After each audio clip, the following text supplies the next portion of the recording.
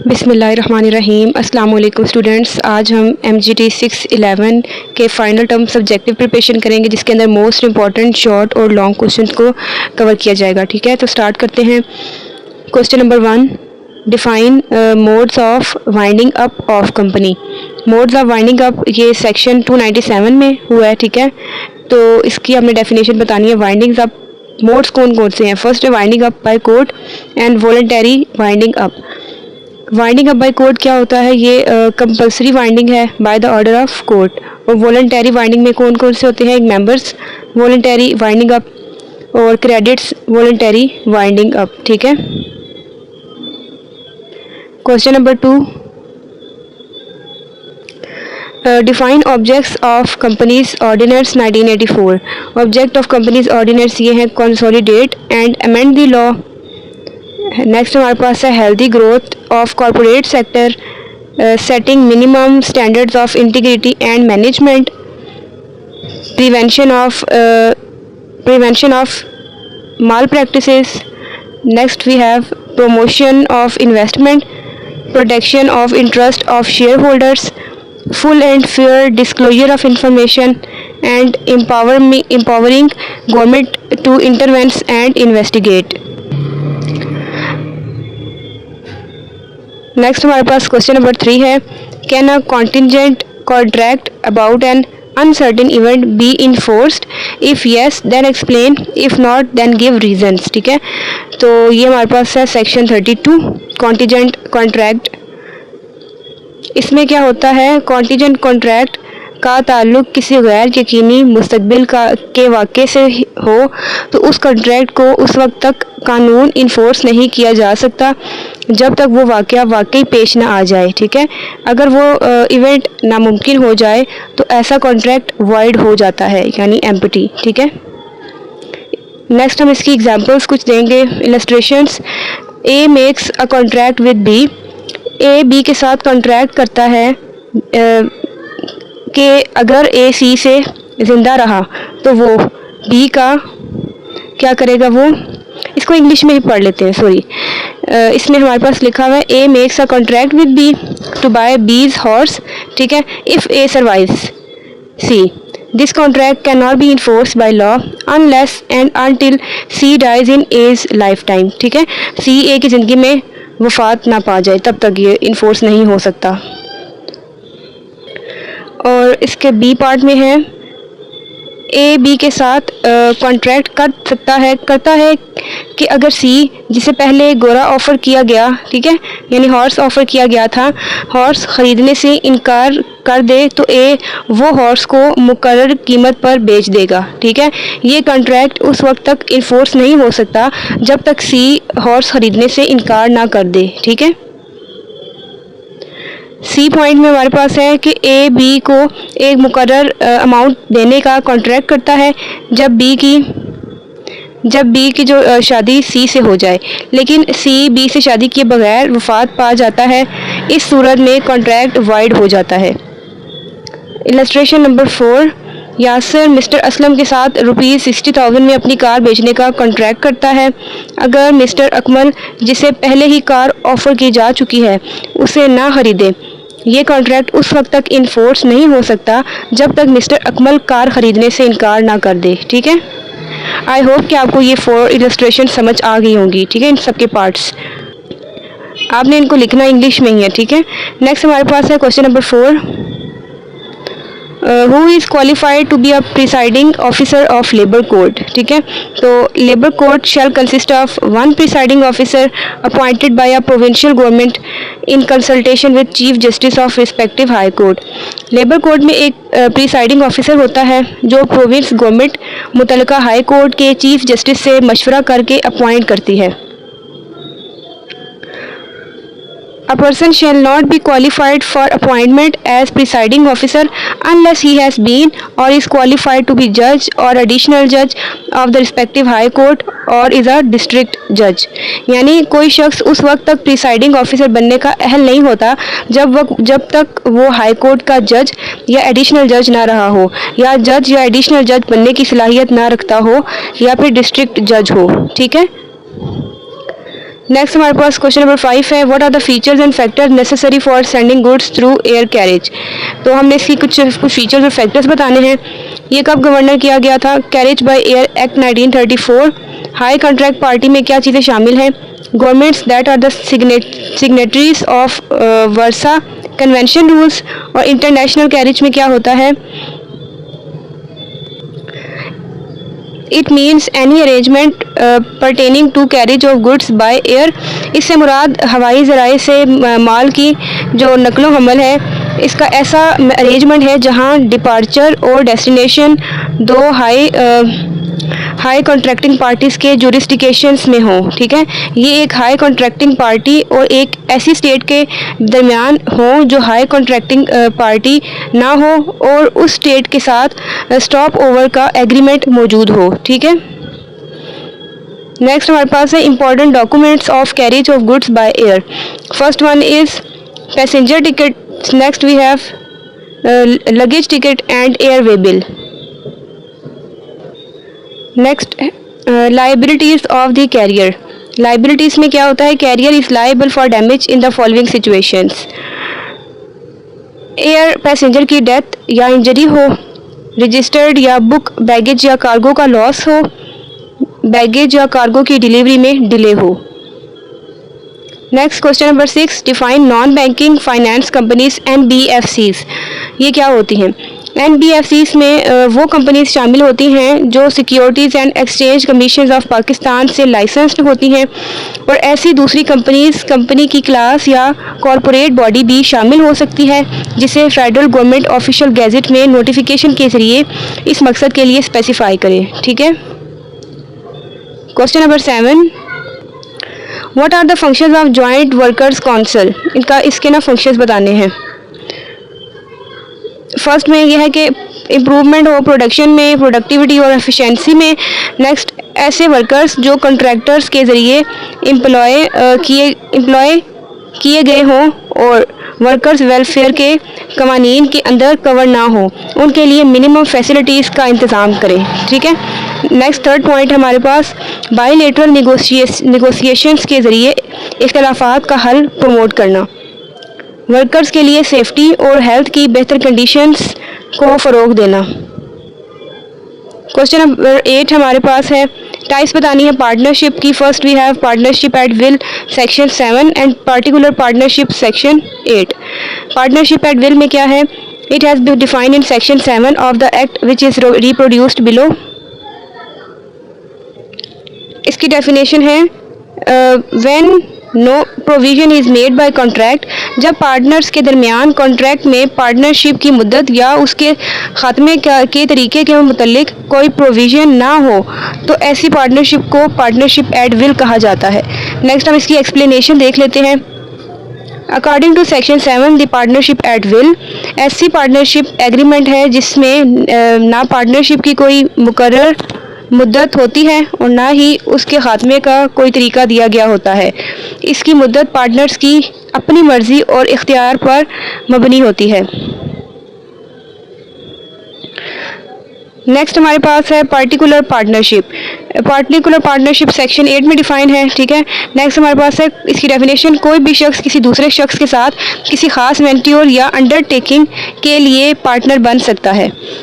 इसकी एक्सप्लेनेशन है particular partnership में पार्टनरशिप डीड वाज़े तौर पर पार्टनरशिप की तश्कील बयान करती है ताकि किसी ख़ास कंपनी से हासिल की गई एजेंसी को किसी ख़ास स्टेशन पर चलाया जा सके। ऐसी पार्टनरशिप एक ही वेंट्योर के लिए होती है और सिर्फ उस वक्त तक जारी रहती है जब तक एजेंसी कायम रहती है। अगर पार्टनरशिप एजेंसी ख़त्म होने के बाद किसी और बिज़नेस के लिए पार्टनरशिप जारी रखना चाहें तो उन्हें नया एग्रीमेंट करना होगा। आप स्टूडेंट्स इंग्लिश में सारा रीड आउट कर लें, मैं आपको जस्ट उर्दू में ना बता देती हूँ सारा। ठीक है, सब क्वेश्चंस का आंसर्स। नेक्स्ट हमारे पास है क्वेश्चन नंबर 9, डिफरेंस बताना है चेक में और बिल में। ठीक है, चेक क्या होता है? चेक हमेशा किसी मुकर्रर बैंकर पर ड्रॉ किया जाता है, जबकि बिल ऑफ एक्सचेंज किसी भी शख्स पर बैंकर समेत ड्रॉ किया जा सकता है। पॉइंट नंबर 2, चेक जो है वो इमीडिएटली पे किया जाता है, ठीक है, डिमांड पर, जबकि बिल जो है वो क्या होता है, डेज ऑफ ग्रेस मिलते हैं, बिल ऑफ एक्सचेंज को डेज ऑफ ग्रेस मिलते हैं, ठीक है। पॉइंट नंबर 3, चेक को एक्सेप्टेंस की ज़रूरत नहीं होती क्योंकि उसका मकसद फ़ौरन पेमेंट होता है, ठीक है, जबकि बिल ऑफ एक्सचेंज में क्या होता है कि एक्सेप्ट किया जाना ज़रूरी होता है ताकि एक्सेप्टर ज़िम्मेदार बन सके, ठीक है। पॉइंट नंबर 4, बिल के केस में अगर पेमेंट के लिए वक्त पर प्रेजेंट ना किया जाए तो ड्रॉर डिस्चार्ज हो जाता है, जबकि चेक के केस में सिर्फ उस सूरत में ड्रॉर डिस्चार्ज होता है जब डिले की वजह से उसे नुकसान पहुंचे, ठीक है। पॉइंट नंबर 5,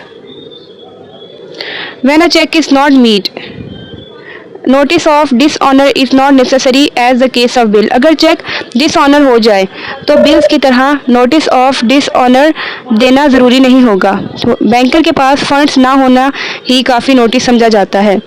नेक्स्ट पॉइंट है 5, चेकर रिवोकेबल होता है जबकि बिल ऑफ एक्सचेंज रिवोकेबल नहीं होता। आई होप आपको समझ आ रही होगी आंसर्स की। नेक्स्ट हमारे पास है question number 10, what are the kinds of endorsement. Endorsement की ये वाली काइंड्स हैं। फर्स्ट है बैंकर ब्लैंक और जनरल इंडोर्समेंट, फुल और special endorsement, restrictive and partial.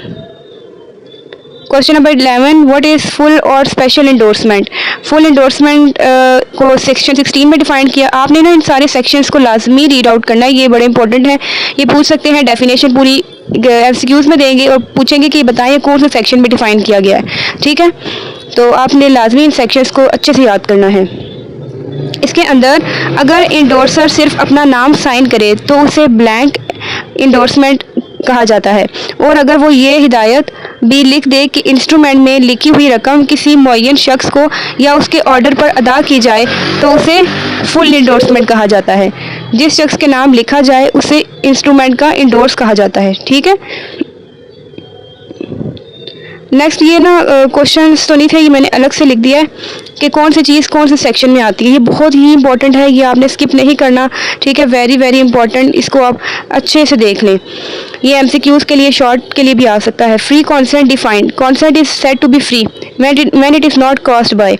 कॉर्शियन, coercion कहाँ पे डिफाइन किया गया है, सेक्शन नंबर 15 में, ठीक है। नेक्स्ट हमारे पास है अनड्यू इन्फ्लुएंस। अनड्यू इन्फ्लुएंस कहाँ पर डिस्क्राइब है, कहाँ पे डिफाइन है, सेक्शन नंबर 16 में।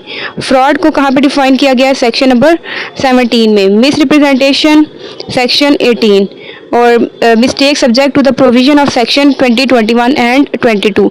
तो स्टूडेंट्स आप इसको ना या तो स्क्रीनशॉट ले लें, ये बहुत ही इंपॉर्टेंट है, इनको आपने अच्छे से याद करना है, ठीक है। नेक्स्ट हमारे पास है इसेंशियल्स ऑफ सेल्स। सेल्स के इसेंशियल्स बताने हैं, party, subject matter, transfer and price और consideration. Question number 13, essentials of contract of guarantee, consideration, no misrepresentation and writing not necessary. Next question is contingent contract, section 31। Contingent contract ऐसा contract होता है जिसमें कोई काम करना या ना करना किसी ऐसा वाक़े पर मबनी होता है जो उस कॉन्ट्रैक्ट से कोलेटरल यानी कि मुतल्लिक हो, और वो वाक़या हो या ना हो, ठीक है। Next question number 15, in which section of contract act the definition of proposal is defined provided. अच्छा, तो ये सेक्शन नंबर 2 में प्रोवाइड की गई है, ठीक है, ये आप देख लें। जब एक पर्सन दूसरे पर्सन को किसी काम को करने या ना करने की अपनी रजामंदी जाहिर करता है ताकि सेकंड पर्सन उस काम या उससे रुकने पर अपनी रजामंदी दे, तो कहा जाता है कि उसने प्रपोजल किया है, ठीक है। Question number 16, Mr. A contracts to pay Mr. C rupees 10,000 if Mr. C's house is burnt. Which type of contract is it? This contract is contingent contract in section 31. ठीक है, contingent contract ये भी हमने ऊपर definition देख लिया इसकी। इसके इलस्ट्रेशंस हैं। MSABC इंश्योरेंस कंपनी मिस्टर जी से कॉन्ट्रैक्ट करती है कि अगर उसकी कार चोर चुरा ले तो उसे ₹5 लाख अदा किए जाएंगे। क्लाइंट और उसके कौंसल के दरमियान एग्रीड प्रोफेशनल फ़ी की पेमेंट का कॉन्ट्रैक्ट अगर केस कामयाब हो जाए, बी को ₹10,000 अदा करने का कॉन्ट्रैक्ट अगर बी का घर जल जाए। ठीक है। नेक्स्ट क्वेश्चन नंबर है 17। As per Section 25 of the Partnership Act 1932, all the partners of a firm share liabilities of the firm। तो इसमें हमारे पास क्या है, सेक्शन 25 के मुताबिक फर्म के तमाम पार्टनर्स जॉइंटली और स्वेयरली फर्म की लाइबिलिटीज शेयर करते हैं। इसीलिए अगर किसी पार्टनर ने फर्म के फ़ायदे के लिए अपने नाम से प्रोमिसरी नोट साइन किया हो तो भी तमाम पार्टनर्स पार्टनरशिप के मेंबर्स होने की वजह से उसके ज़िम्मेदार होंगे। नेक्स्ट हमारे पास क्वेश्चन है what is liquidated damages. Section 74 के मुताबिक अगर कॉन्ट्रैक्ट करते वक्त पार्टीज ब्रीच की सूरत में डैमेजेस की रकम पहले ही मुकर्रर कर दें तो ऐसे डैमेजेस रिकवर किए जा सकते हैं और उन्हें लिक्विडेटेड डैमेजेस कहते हैं। लिक्विडेटेड डैमेजेस से मुराद नुकसान का ऐसा मुनासिब और मुनसिफाना अंदाज़ा है जो कॉन्ट्रैक्ट के खिलाफ वर्जी की वजह से किसी पार्टी को उठाना पड़ सकता है। सेक्शन 74 इस असूल को बयान करता है। क्वेश्चन नंबर 19, डेफिनेशन बतानी है एजेंट की और प्रिंसिपल की। एजेंट वो शख्स होता है जो किसी दूसरे शख्स के लिए काम करता है या जो थर्ड पर्सन के सामने उसकी नुमाइंदगी करता है। ठीक है। और प्रिंसिपल उस शख्स के लिए ये काम किया जाता है या जिसकी नुमाइंदगी की जाती है उसे प्रिंसिपल कहा जाता है। नेक्स्ट हमारे पास क्वेश्चन नंबर 20 है how does the breach of contract take place, explain by citing an example. Breach of contract किसे कहते हैं, ये उस वक्त अक्कर होता है जब कॉन्ट्रैक्ट की कोई पार्टी अपनी रिस्पॉन्सिबिलिटी से इनकार कर दे या अपनी किसी अमल की वजह से कॉन्ट्रैक्ट को पूरा करना इम्पॉसिबल बना दे। ये अपनी जिम्मेदारियों को कंप्लीट या जुज़वी तौर पर पूरा ना करे। ठीक है, यानी टोटली और पार्शली कंप्लीट ना करे। इलस्ट्रेशंस देख लेते हैं इसकी। फर्स्ट में क्या है कि मिस्टर जी सेलर स्पेसिफाइड गुड्स की सेल के लिए कॉन्ट्रैक्ट की जो शराइत के मुताबिक मिस्टर वाई परचेजर के साथ कॉन्ट्रैक्ट करता है। फिर क्या होता है कि मिस्टर जी अपना वादा जो है वो तोड़ देता है। इस सूरत में मिस्टर वाई मिस्टर जी से मुकर्रर कंपनसेशन हासिल करने का हकदार होता है। नेक्स्ट हमारे पास क्वेश्चन है question number 21, can a contiguous contract about an uncertain future event be enforced, if yes when can it be enforced and if know give reasons why it can not B enforced. Yes, in contingent contract, uncertain futures even be enforced. Contingent contract section 31. इसमें ये भी हमने देख लिया था पीछे। ठीक है, ये ऐसा कॉन्ट्रैक्ट होता है जिसमें कोई काम करना या ना करना किसी ऐसे वाक़े पर मबनी होता है जो कॉन्ट्रैक्ट से कोलेटरल हो और वो वाक़े हो या ना हो। ये हमने देख लिया है, तो हम नेक्स्ट देखते हैं। हम question number 21, discuss and explain the statement agency refers to the relationship which exists between two persons, the principal and the agent। First हमारे पास है contract of agency. In general term आमतौर पर एजेंसी उस कानूनी ताल्लुक को कहते हैं जो दो अफराद यानी प्रिंसिपल और एजेंट के दरमियान होता है। इसमें एजेंट प्रिंसिपल हिदायत के मुताबिक मुख्तलिफ ड्यूटीज़ और फंक्शंस अंजाम देता है और प्रिंसिपल की तरफ से थर्ड पार्टी के साथ कॉन्ट्रैक्ट्स भी करता है। एजेंसी का ये ताल्लुक बिजनेस और कमर्शियल डीलिंग्स में बहुत अहम रोल प्ले करता है और ये लीगली प्रिंसिपल और एजेंट के दरमियान एग्रीमेंट की बुनियाद पर क्रिएट किया जाता है। ठीक है। नेक्स्ट हमारे पास क्वेश्चन नंबर है 22, which is termed as science of civil law. तो ये सैलमन्स वेरिएंट है, इसको कहा जाता है। ठीक है। Salmond gives two meanings to the term, one in its wide sense and another in its narrow sense. In primary sense jurisprudence means the science of civil law. Next हमारे पास है question number 23, agreement without free consent और voidable under which section of contract act. इसमें है जब किसी agreement के लिए consent, coercion, undue influence, fraud और मिसरिप्रेजेंटेशन की वजह से हासिल की जाए तो ऐसा एग्रीमेंट उस पार्टी की मर्जी पर वॉइडेबल कॉन्ट्रैक्ट होता है जिसकी कंसेंट इस तरह हासिल की गई हो।